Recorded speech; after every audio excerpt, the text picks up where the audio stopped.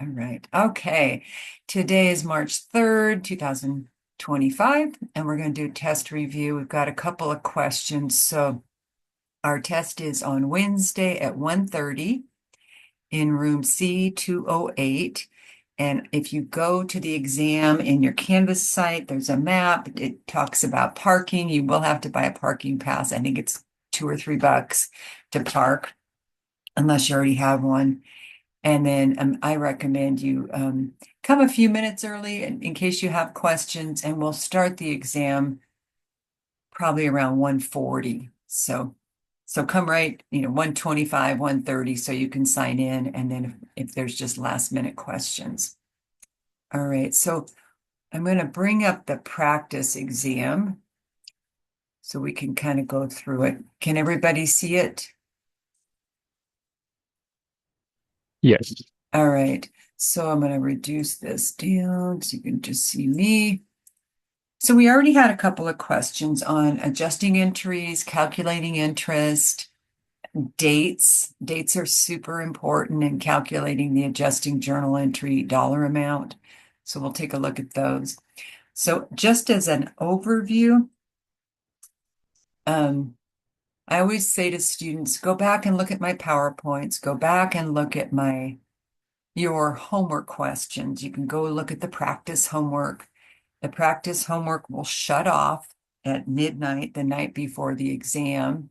Be sure to do the account identification quiz, and then go ahead and download the exam again and just try to do it again. And that'll kind of set you up pretty well. So, all right. And of course, looking at the videos. And the textbook itself, I know it's online, but within the textbook, they have sample questions and solutions inside the chapter. And then at the end of the chapter, they have sample problems and solutions also. So I always tell students to do that as well. So we have journal entries. If you go to my PowerPoint, we had up to 7 journal entries on adjustments.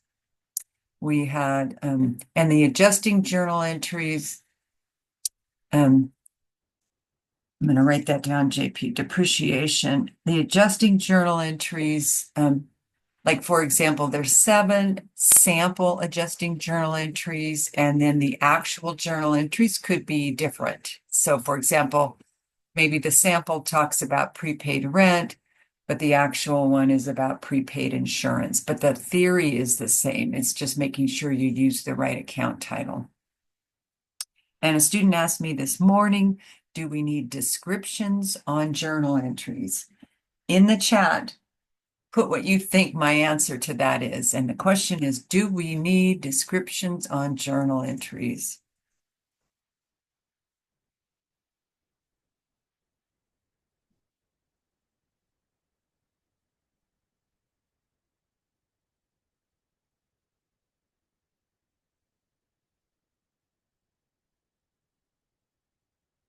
What do you guys think my answer is? Do we need descriptions on journal entries? So go ahead and weigh in on the chat.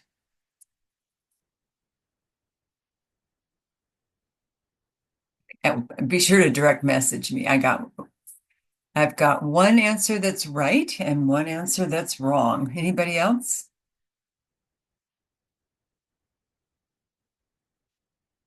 I got 2 answers that are wrong and one answer right.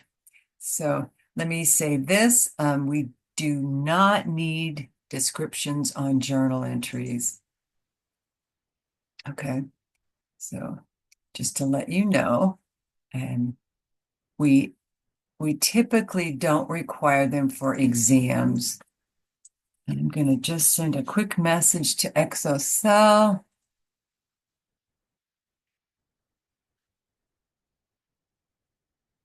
All right.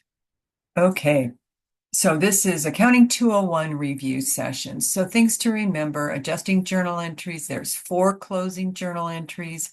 I'm going to ask you another question in the chat. Here we go.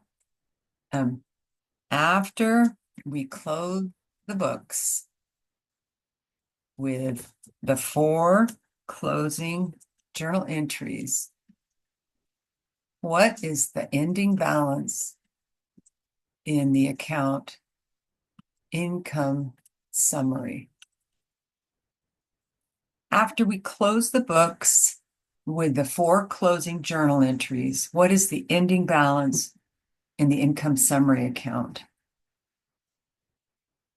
So, no, not retained earnings, income summary.